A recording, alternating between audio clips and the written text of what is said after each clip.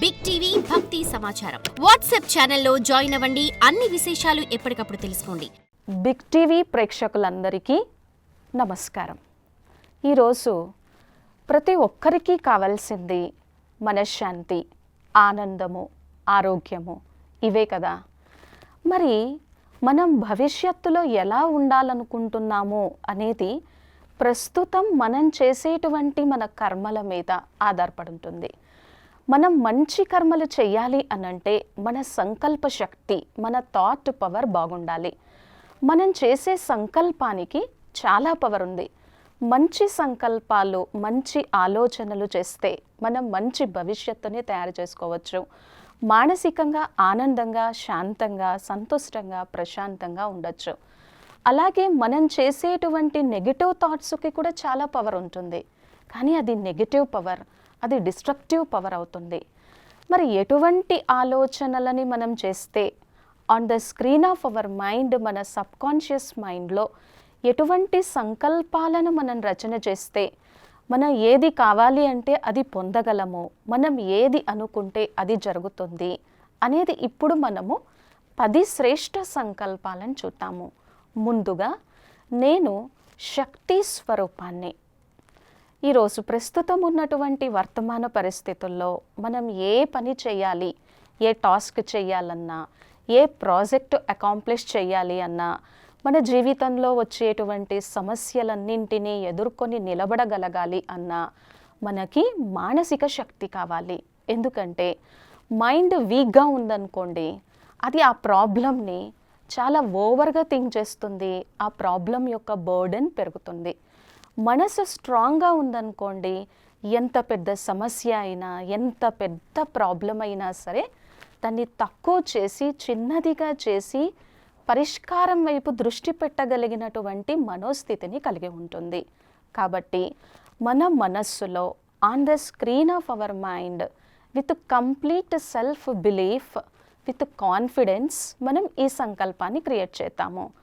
నేను శక్తి స్వరూపాన్ని. నా దగ్గర వచ్చేటువంటి సమస్యల్ని ఎదుర్కొని నిలబడగలిగినటువంటి శక్తి ఉంది అని ఫస్ట్ మనం ఈ సంకల్పాన్ని చేస్తే మన మనస్సు దీని మీదే దృష్టి పెడుతుంది. ఇటువంటి భావాలే తయారవుతాయి.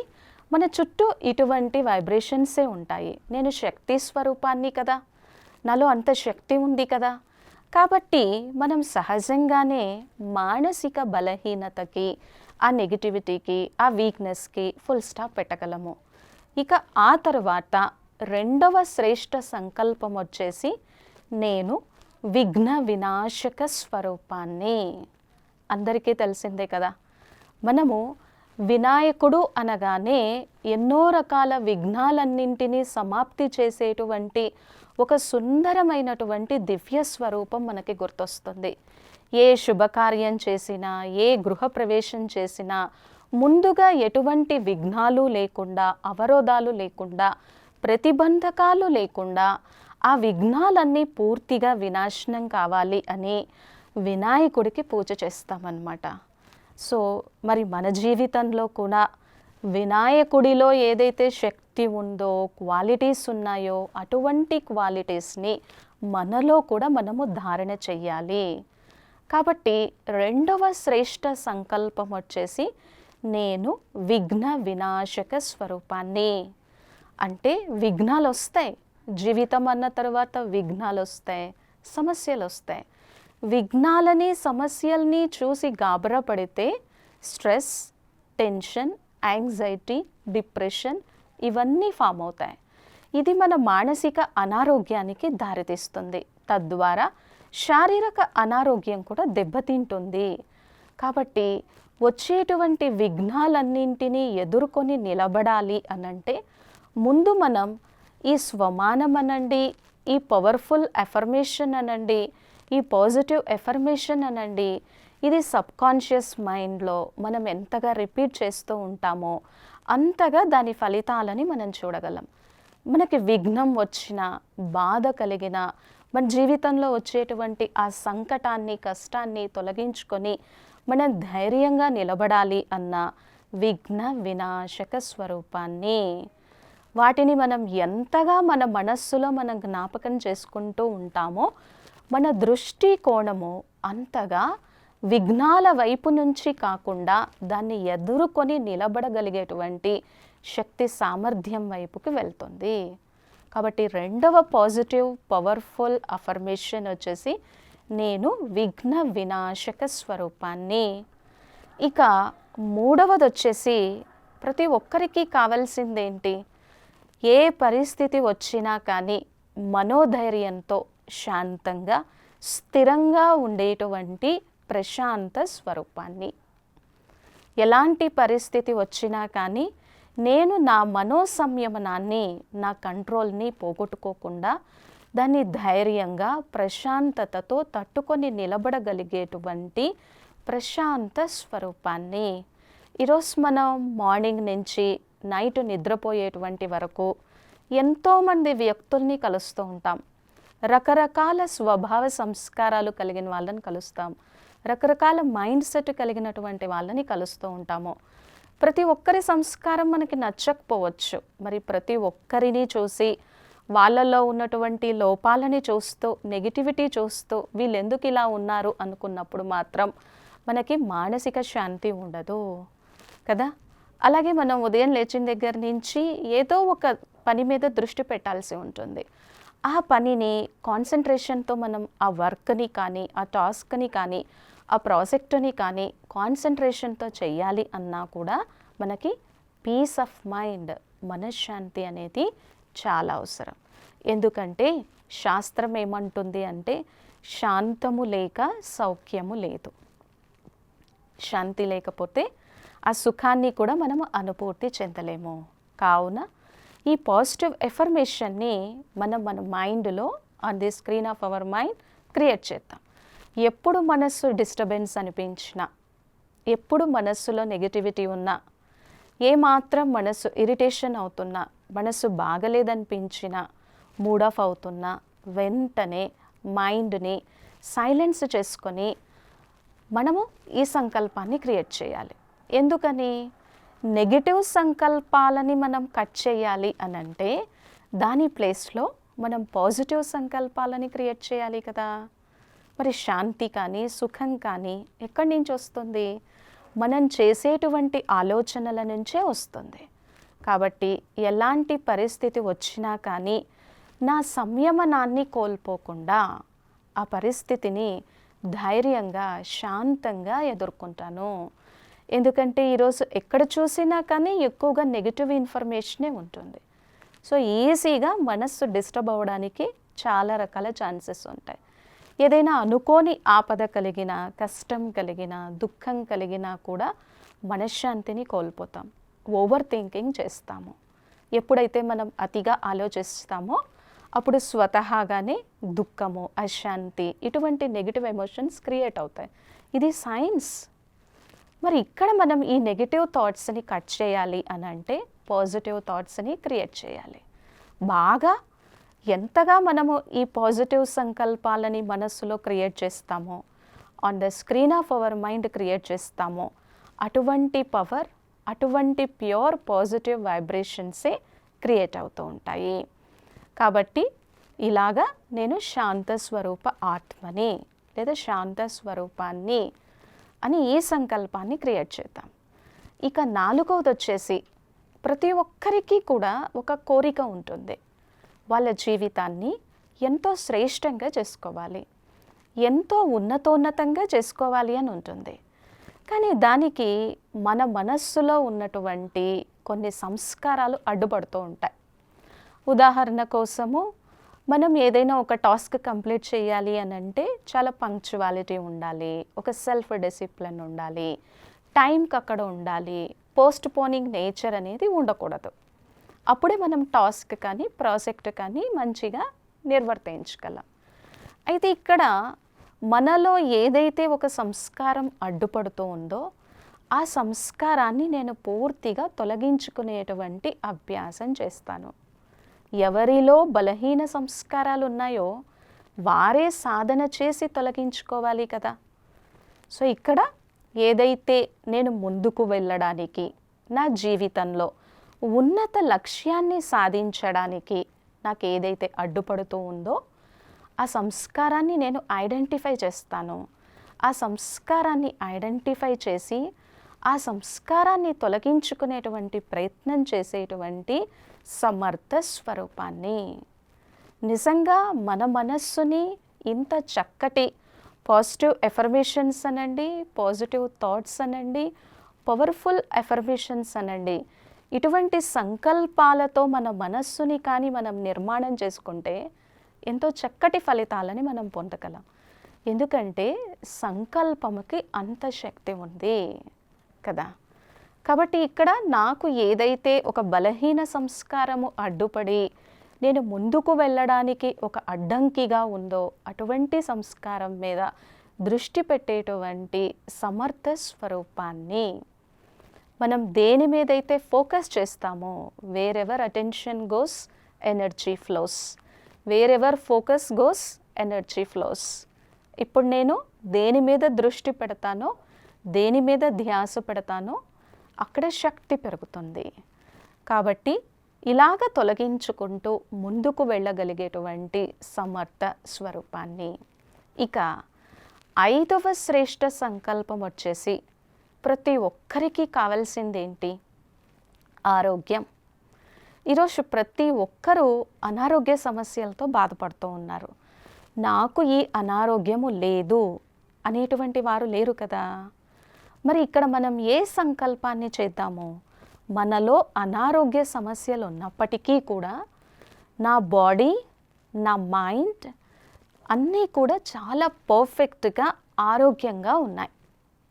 ఈ సంకల్పాన్ని, ఈ పాజిటివ్ ఎఫర్మేషన్ని మనం క్రియేట్ చేయాల్సిందే. నా బాడీ, నా మైండ్ చాలా ఆరోగ్యంగా పర్ఫెక్ట్గా ఉన్నాయి. ఎందుకంటే భవిష్యత్తులో మనం ఏదైతే చూడాలనుకుంటున్నామో అది ఫస్ట్ మన మనస్సులో, మన కాన్షియస్నెస్లో క్రియేట్ చేస్తేనే కదా మనం చూడగలము. ప్రతి ఒక్కరికి ఆరోగ్యం కావాల్సిందే. ఆరోగ్యమే మహాభాగ్యం. ఆరోగ్యాన్ని మించిన సంపద లేదు. ఆరోగ్యం ఉంటేనే కదా ఏ పనైనా చేయగలం. ఈ శరీరం ఆరోగ్యంగా ఉంటేనే, ఈ మనస్సు ఆరోగ్యంగా ఉంటేనే భగవంతుడిచ్చినటువంటి ఈ ఉపకరణాన్ని, ఈ సాధనాన్ని మనం ఉత్తమ కార్యాల కోసం ఉపయోగించగలం కదా. మరి నేను బాడీ ఫిజికల్గా, మెంటల్గా, ఎమోషనల్గా కూడా చాలా చాలా ఆరోగ్యంగా ఉన్నాను.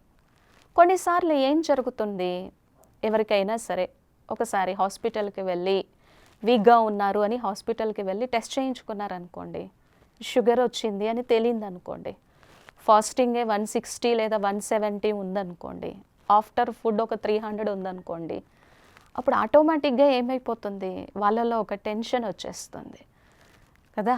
ఎందుకంటే బాగా స్వీట్ తినే అలవాటు ఉందనుకోండి, ఇప్పుడు ఫస్ట్ షుగర్ వచ్చిన తర్వాత మానేయాల్సింది స్వీట్, లేదా అట్లీస్ట్ కనీసం కొంచెమైనా కంట్రోల్ చేసుకోవాల్సిందే కదా. సో ఇంకా మనం ఏం చేస్తాము, మనకు తెలిసిన వాళ్ళందరికీ ఫోన్లు చేసి చెప్తూ ఉంటాం, బాధపడుతూ ఉంటాం. కానీ ఇక్కడ కావాల్సింది నిజంగా షుగర్ కానీ బీపీ కానీ వచ్చినప్పుడు ఫస్ట్ మనం ఏ టెన్షన్ తీసుకోకుండా మన ఫిజికల్ డైట్ని బాగా పర్ఫెక్ట్గా పెట్టుకొని మనం ఎంత ఆరోగ్యంగా ఉంటామో అది మన మీద ప్రభావం చూపించకుండా ఉండడానికి అవకాశం ఉంటుంది. ఎందుకంటే మన మనస్సుకి అంత పవర్ ఉంది. నాకు షుగర్ 200, నాకు బీపీ 250 అని మనం అదే మంత్రంలాగా ఉచ్చారణ చేస్తూ ఉన్నామనుకోండి, దాని ప్రభావం మన మీద చూపిస్తుంది. కాబట్టి మనం రోజు ఇది కూడా ప్రాక్టీస్ చేయాల్సి ఉంటుంది. My sugar is normal, my BP is normal, cholesterol levels are also normal. అంత పర్ఫెక్ట్గా ఉంది. మనం ఎప్పుడైతే మన మనస్సు నుంచి with self belief, with confidence ఇటువంటి సంకల్పాలను చేస్తామో, ఇటువంటి ఆలోచనలు చేస్తామో, ఎనర్జీ కానీ వైబ్రేషన్ కానీ అదే క్రియేట్ అవుతుంది అన్న విషయాన్ని మర్చిపోవద్దు. నాకు ఇంతుంది అని బాధపడుతూ ఉంటే మాత్రం ఇంకా పెరుగుతుంది. కాబట్టి నేను శారీరకంగాను, మానసికంగాను, భావోద్వేగ పరంగా కూడా చాలా ఆరోగ్యంగా ఉన్నాను. ఎందుకు ఆరోగ్యంగా ఉండగలను అంటే నేను ఫిజికల్ డైట్ అలా చేయగలను, ఎక్సర్సైజెస్ అలా చేయగలను, నా ఎమోషన్స్ మీద, నేను తీసుకునేటువంటి ఆహారం మీద నాకు కంట్రోల్ ఉంది. ఇంకా ఎందుకు ఉండగలను అంటే భగవంతుణ్ణి వైద్యనాథుడు అని పిలుస్తారు, భగవంతుణ్ణి అవినాశీ సర్జన్ అని పిలుస్తారు. మరి నా మనస్సు, నా హృదయము ప్రతిరోజు ఆ అవినాశీ సర్జన్ అయినటువంటి ఆ సర్వేశ్వరునితో, ఆ వైద్యనాథునితో మనస్సుని కనెక్ట్ చేసుకుంటూ ఆ హయ్యెస్ట్ పవర్, చాలా చాలా హయ్యెస్ట్ పవర్, ఆ హయ్యెస్ట్ పవర్ని మనం మన మనస్సులో, శరీరంలో నింపుకునేటువంటి చిన్న అభ్యాసమే ఇది. 1 నిమిషం కోసం, 2 నిమిషాల కోసం మనం సాధన చేసినా కూడా మంచి ఫలితాలను చూడొచ్చు. విశ్వాసం ఉండాలి, నమ్మకం ఉండాలి, మన ఆరోగ్యాన్ని మనం చాలా చక్కగా చేసుకోవాలి అనేటువంటి శ్రద్ధ ఉండాలి, అంతే. అప్పుడు ఈ 3 ఫ్యాక్టర్స్ చాలా చక్కగా పనిచేస్తాయి. కాబట్టి నేను ఆరోగ్యంగా ఉంటాను, ఆ వైద్యనాథుడితో నాకు మంచి సంబంధం ఉంది, ఆ ఈశ్వరుని యొక్క, వైద్యనాథుడి యొక్క, అవినాశీ సర్జని యొక్క ఆశీర్వాదాలు కూడా నాకున్నాయి అని మనం ప్రతిరోజు ఇలా చేస్తే మానసికంగా కూడా మనం ఆరోగ్యంగా ఉండగలము. ఇక 6వ శ్రేష్ఠ సంకల్పం వచ్చేసి ప్రతి ఒక్కరూ ఏం కోరుకుంటారు? వాళ్ళ వాళ్ళ సంబంధాలలో, రిలేషన్షిప్స్లో ఎటువంటి గొడవలు లేకుండా, ఎటువంటి సంఘర్షణలు లేకుండా, ఎటువంటి విభేదాలు లేకుండా చక్కగా ఉండాలి. ఇల్లు నిజంగా ఒక శాంతి నిలయంగా ఉండాలి. అందరు ఇదే కోరుకుంటారు కదా, ఎవ్వరూ కోరుకోరు కదా ఎప్పుడు విభేదాలు ఉండాలి, ఆర్గ్యుమెంట్స్ ఉండాలి అని ఎప్పుడూ కోరుకోరు. పొరపాటున కూడా అటువంటి ఆలోచన మనస్సులో రాదు. ఎందుకంటే ఈరోజు మనం చూస్తూ ఉన్నాం కదా, భారతీయ సనాతన సంస్కృతిలో ఎప్పుడూ లేనంతగా ఇప్పుడు డైవర్స్ రేటు పెరిగిపోతూ ఉంది, విభేదాలు పెరిగిపోతూ ఉన్నాయి. జాయింట్ ఫ్యామిలీస్ కాస్త కూడా న్యూక్లియర్ ఇండివిజువల్ ఫ్యామిలీస్ అయిపోతూ ఉన్నాయి కదా.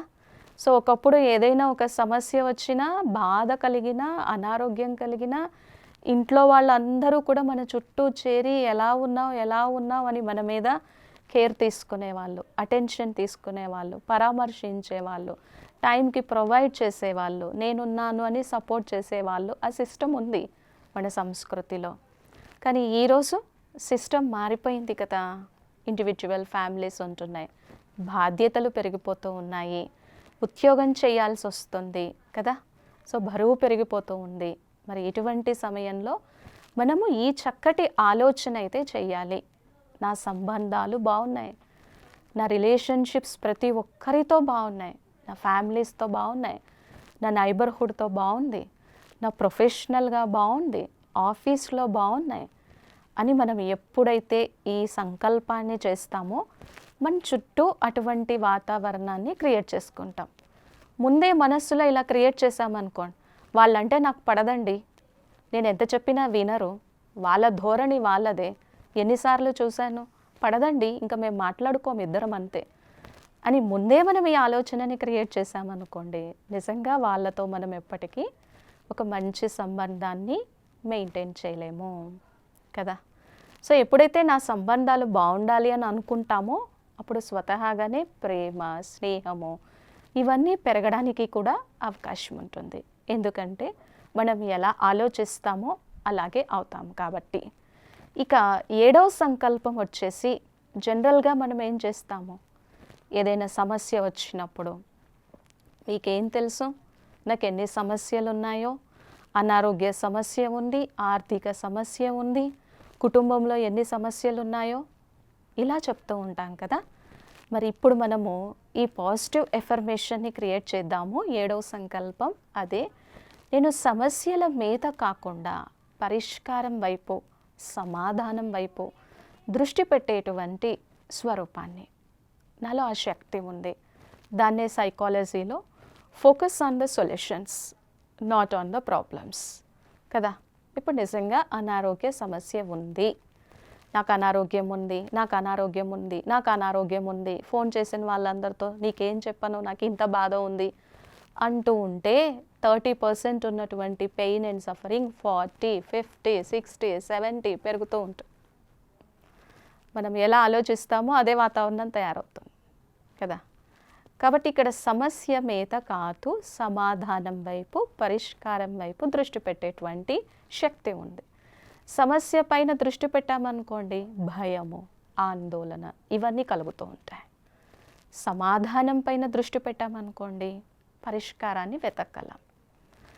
ఇక 8వ సంకల్పం వచ్చేసి ఎలాంటి సంకల్పం చేయాలి అని అంటే, నేను అందరితోనూ ప్రేమగా వ్యవహరిస్తాను. అందరూ కోరుకునేది ప్రేమయే. అందరితోనూ ప్రేమతో వ్యవహరించేటువంటి స్వరూపాన్ని. నాకు ఆ శక్తి ఉంది కదా.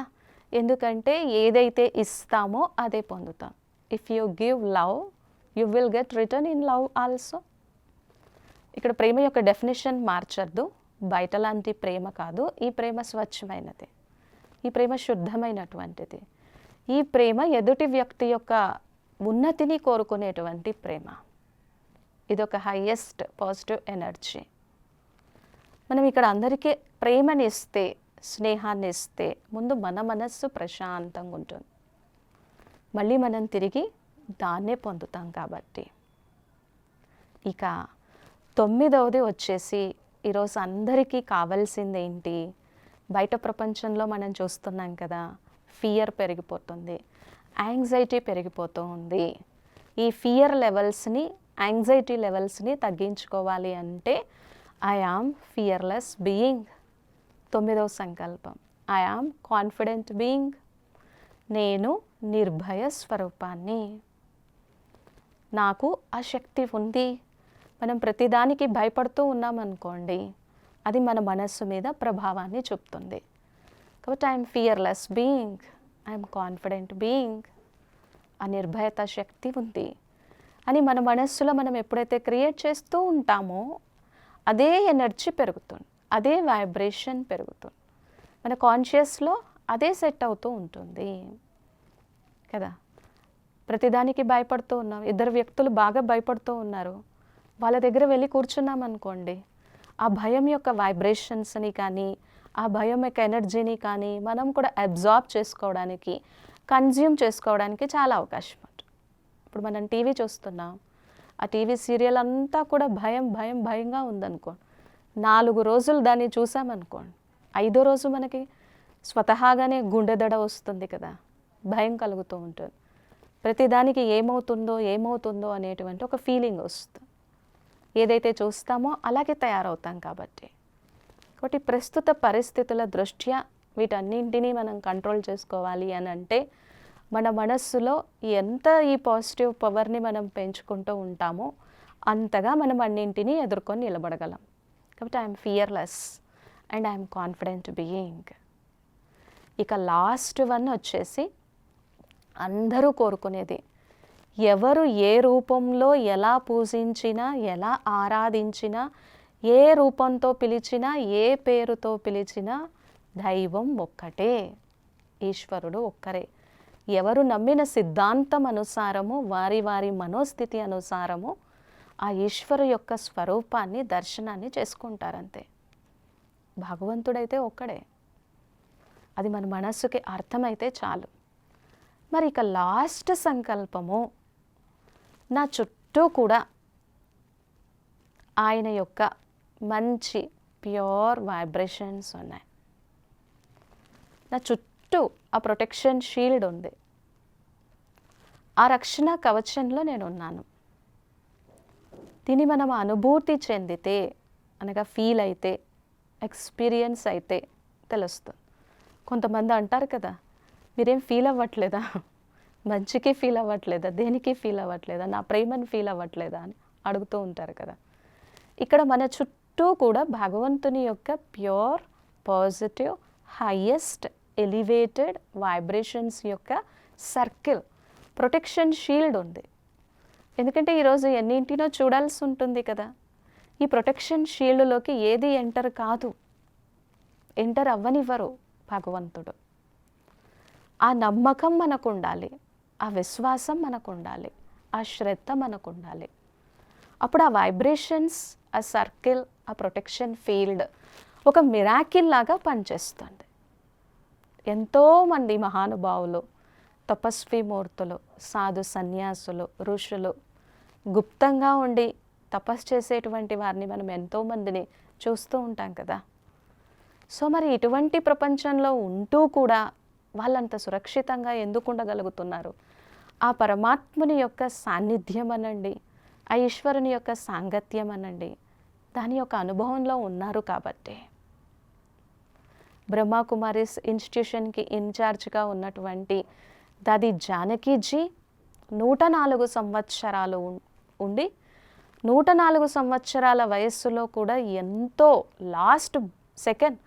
లాస్ట్ బ్రెత్ కూడా దాదీజీ ఎంతో సేవ చేసి విశ్వ కళ్యాణకారి ఆత్మ, భగవంతుని యొక్క హృదయ సింహాసనాధికారి స్వరూపంగా ఉండిపోయారు.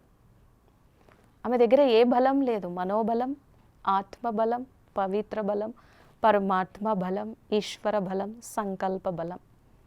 అలా ఎంతోమంది దాదీస్ ఉన్నారు, ఎంతోమంది మహాతపస్వి మూరత్ ఉన్నారు. వాళ్ళందరూ మిరాకిల్ చేసి చూపించి చరిత్రలో నిలిచిపోయారు.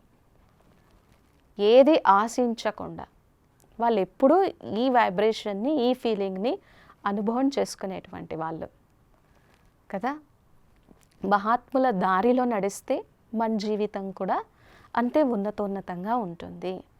సో ఈరోజు మనం చెప్తూ ఉన్నాం కదా, కంప్లైంట్ చేస్తూ ఉన్నాం, నెగిటివ్ థింకింగ్ పెరిగిపోతూ ఉంది, ఓవర్ థింకింగ్ పెరిగిపోతూ ఉంది, వద్దన్న ఆలోచనలని నేను స్టాప్ చేయలేకపోతూ ఉన్నాను, ఏవేవో ఆలోచనలు వస్తూ ఉన్నాయి. అలా బెడ్ మీద పడుకున్న వెంటనే నిద్ర రావట్లేదు, మనసు ఇంకా ఆలోచిస్తూ ఉంది, స్టాప్ బటన్ నొక్కట్లేదు. మరి ఈ నెగిటివిటీని మనం కంట్రోల్ చేసుకోవాలి అన్నా, అతిగా ఆలోచించేటువంటి మనసు యొక్క స్వభావాన్ని తగ్గించి దానికి ఒక బ్రేక్ వేయాలి అన్నా, బండి ఫాస్ట్గా వెళ్తుంది అనుకోండి, బ్రేక్ వేయడం కష్టం కదా, బ్రేక్ వేస్తేనే బండి ఆగుతుంది కదా. మరి ఈ సంకల్పాలకి, ఈ ఆలోచనలకి కూడా బ్రేక్ వేయాలి, ఆ మనోస్థిమితాన్ని మనం అనుభూతి చెందాలి అన్నా కూడా ఇటువంటి పాజిటివ్ సంకల్పాలని మనం క్రియేట్ చేయాలి. మరి ఎప్పుడు ప్రాక్టీస్ చేయాలి? అన్నింటికంటే మంచి సమయం వచ్చేసి బ్రహ్మ ముహూర్తం. అది 2 to 5 కావచ్చు, 3 to 5 కావచ్చు, 4 to 5 కావచ్చు, వాళ్ళ కన్వీనియన్స్ అనుసారము. అప్పుడు మైండ్ ప్రశాంతంగా ఉంటుంది, చుట్టూ ఉన్నటువంటి పరిసరాలు కూడా ప్రశాంతంగా ఉంటాయి. కొద్దిగా మన కోసం మనం సమయం కేటాయించి ఇలా ప్రాక్టీస్ చేస్తే, అభ్యాసం చేస్తే మంచి ఫలితాలను మనం పొందవచ్చు. మన మైండ్ని డీటాక్సిఫై చేసుకోవచ్చు. మరి ఆ సమయం నాకు కుదరదు అనుకున్నప్పుడు రాత్రి నిద్రించే ముందు శాస్త్రం కూడా చెప్తుంది, ఎవరు ఆ ఈశ్వరుని యొక్క స్మృతిలో పడుకుంటారో వారు నిశ్చింతగా ఉంటారు అని. రాత్రి నిద్రించే ముందు మనం ఏదైతే సంకల్పాలు చేస్తామో మన మనస్సు వాటి కోసమే చింతన చేస్తూ ఉంటుంది. ఒక్క 5 మినిట్స్ కూడా లేదు అనుకుంటే 2 minutes సమయాన్ని కేటాయించి ఇటువంటి మంచి ఆలోచనలను మనం చేస్తే అటువంటి ఫలితాలను పొందొచ్చు. దీన్నే ఏది కావాలి అనుకుంటే అది, మన జీవితాన్ని ఎలా ట్యూన్ చేసుకోవాలి అనుకుంటే అలా ట్యూన్ చేసుకోవడము. ఓం శాంతి. For more videos like this, subscribe Big TV channel.